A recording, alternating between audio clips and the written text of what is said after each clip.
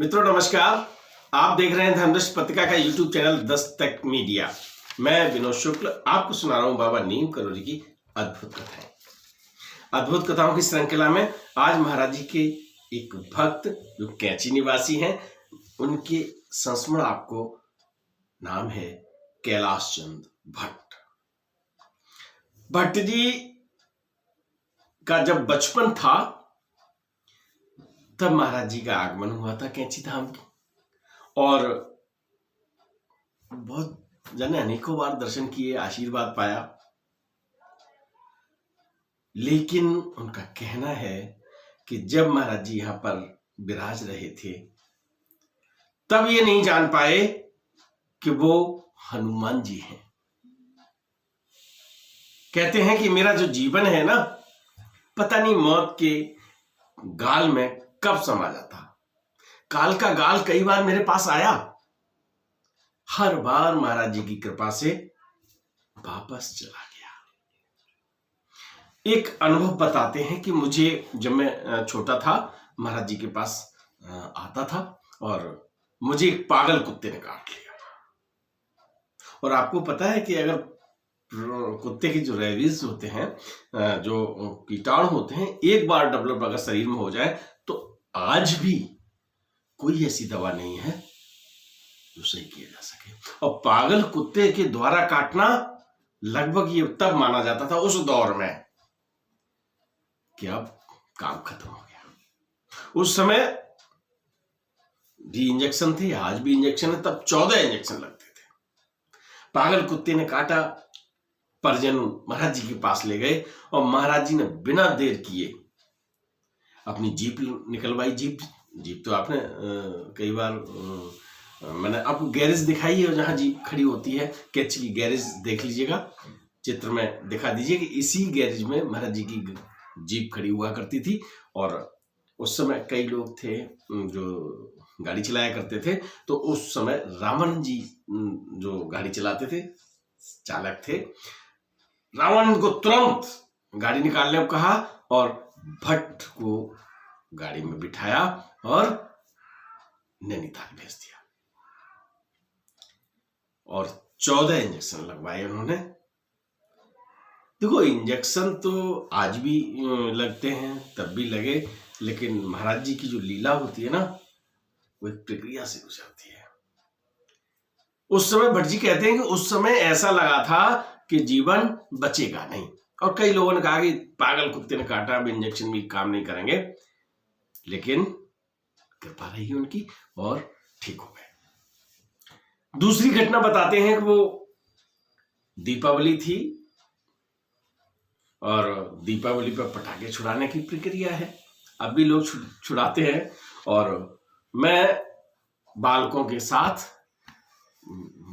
पटाखे चला रहा था, तो एक बहुत शक्तिशाली पटाखा था, जिसे बम कहते हैं। बम समझते हो ना, बच्चे लाते हैं, उन्हें ये बम है, ये तरह तरह के नाम देकर ये पटाखे जो निर्माता होते हैं वो बनाते हैं। तो एक शक्तिशाली बम था, और वो बम में जब आग लगाई तो वो चला नहीं। तो जब थोड़ी देर चला नहीं तो मैं उसे देखने के लिए झुका, और जैसे ही झुका बम चल गया।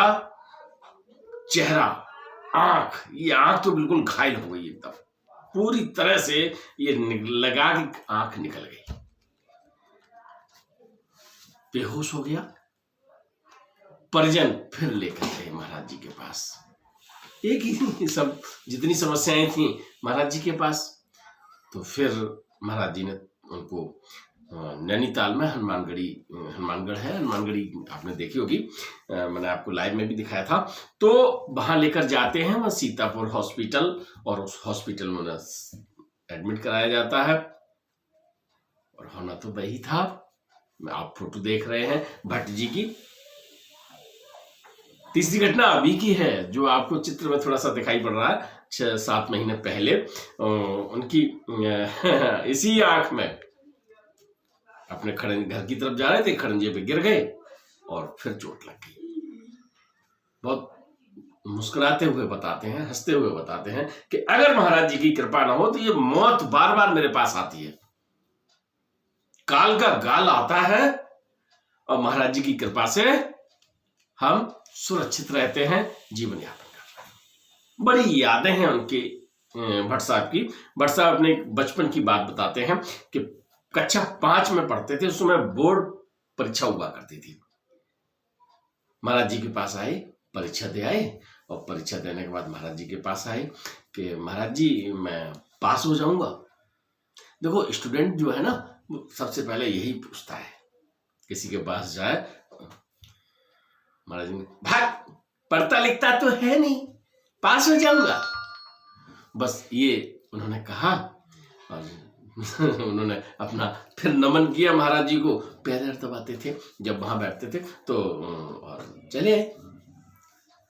दूसरे दिन जब वो अपना परीक्षा फल लेने जाते हैं तो 90% मार्क से वो बोर्ड की परीक्षा में उत्तीर्ण होते हैं।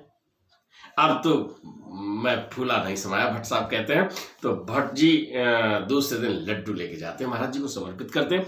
महाराज जी कहते हैं जा हनुमान जी पे चढ़ा। हनुमान जी पर लड्डुओं का भोग लगता है।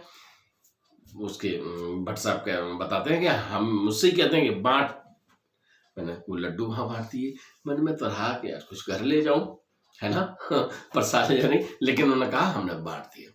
तो महाराज जी बड़े ऐसे दयालु, जहां अगर उनको कुछ करना है तो आप समझ नहीं पाएंगे और आपका हित हो जाएगा।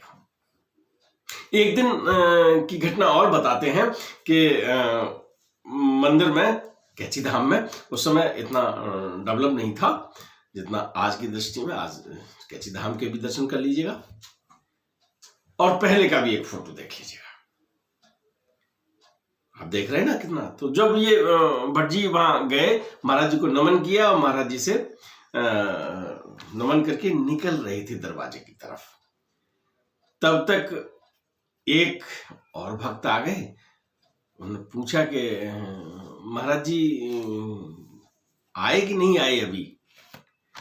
बोले महाराज जी आए कि नहीं? महाराज जी के तो दर्शन करके मैं अभी आ रहा हूँ। बोले मैं जो कृषि फार्म है जहाँ वहां पर महाराज जी हैं, वहां पर अभी वहां से हम 2 मिनट पहले चले हैं, तो मुझे लगा कि वो आए कि नहीं आए, इसलिए मैं तुमसे पूछ रहा हूँ। बोले आप कैसी बात कर रहे हो?